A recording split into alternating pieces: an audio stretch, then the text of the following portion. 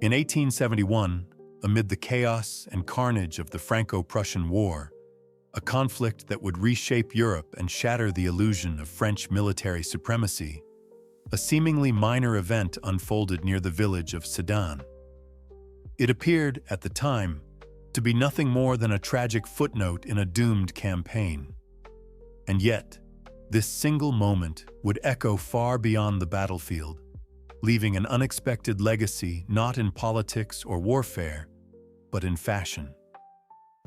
On that grim day, Marquis Gaston Auguste de Gallifet, a decorated cavalry officer from an ancient aristocratic line, led his regiment into a desperate charge against the advancing Prussian troops.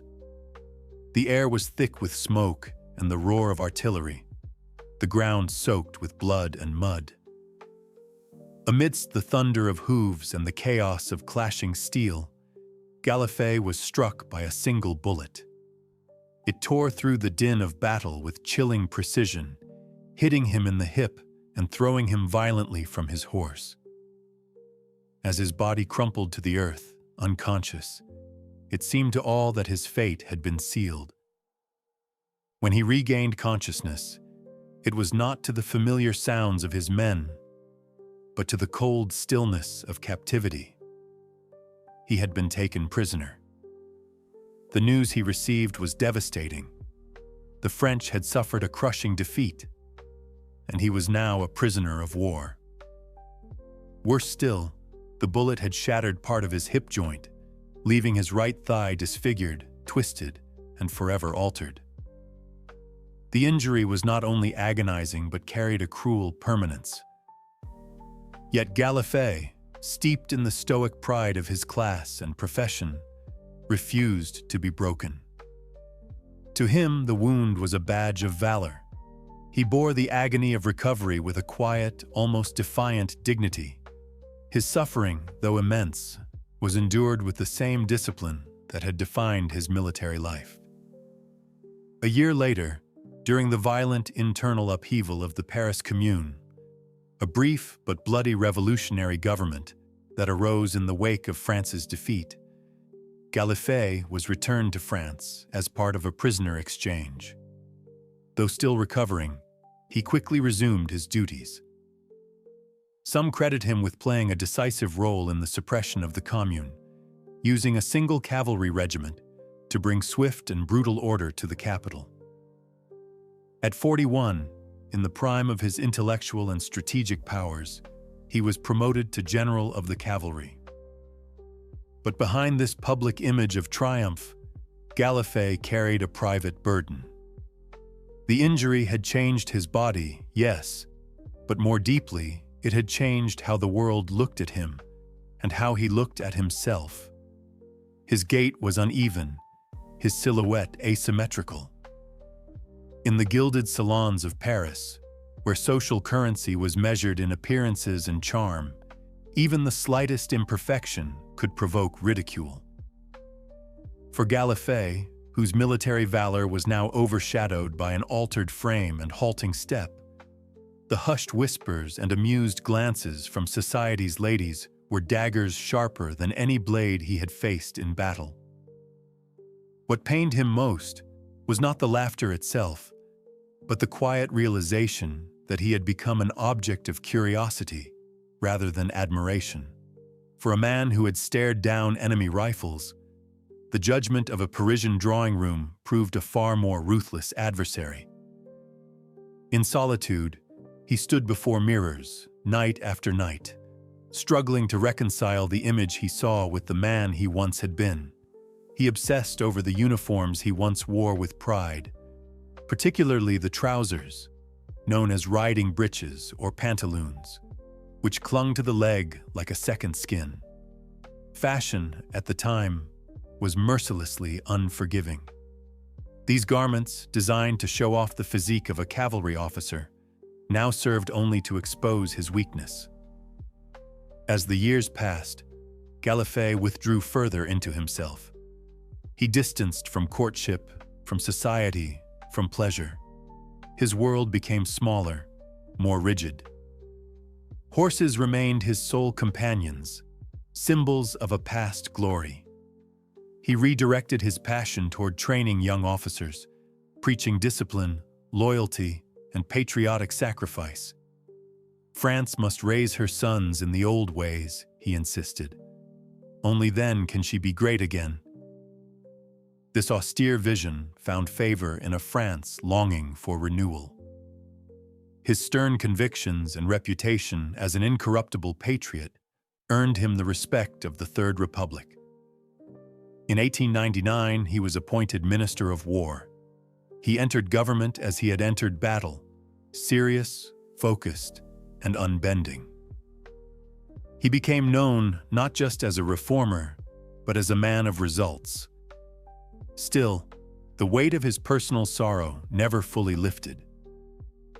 Then, unexpectedly, life offered him a challenge of a different kind.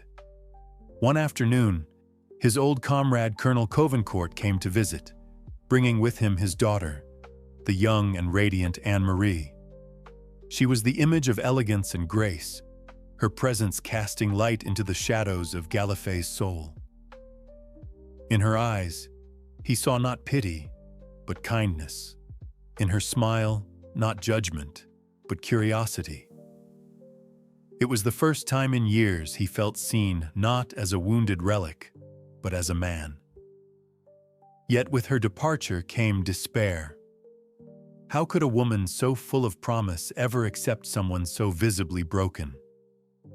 That very evening, an invitation arrived for the Republic's annual state ball, a spectacle of light, music, and political theater. Colonel Covencourt and Anmarie would be there.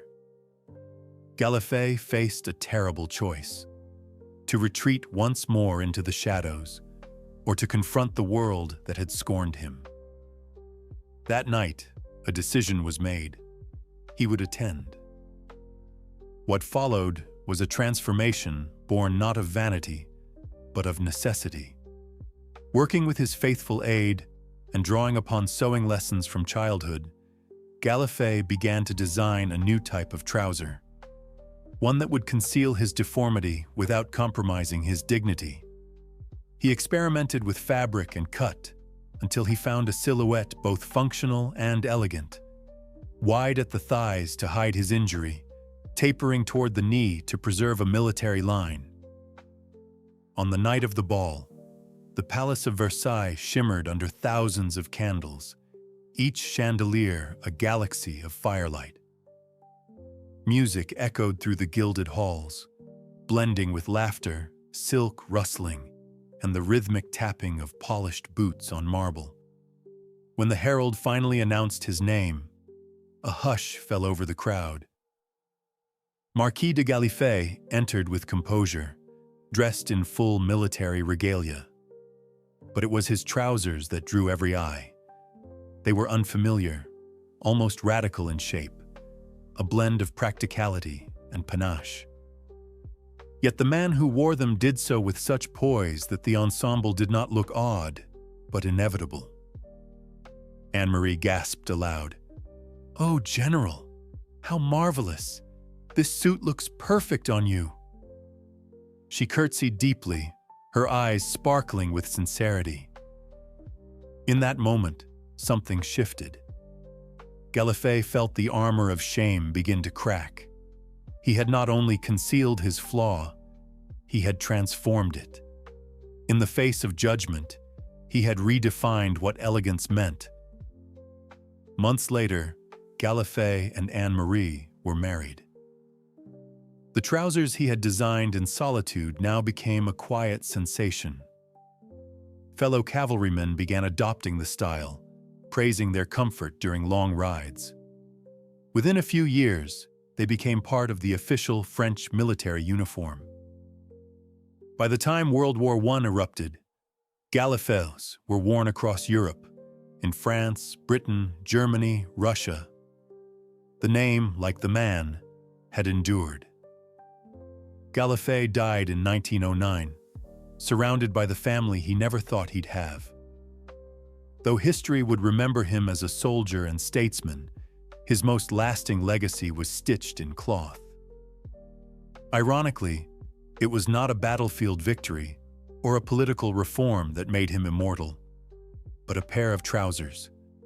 What began as a solution to personal sorrow became a symbol of resilience and reinvention. And so, the man once mocked for his limp became a global icon, changing not only the way men dressed, but the very meaning of strength and style.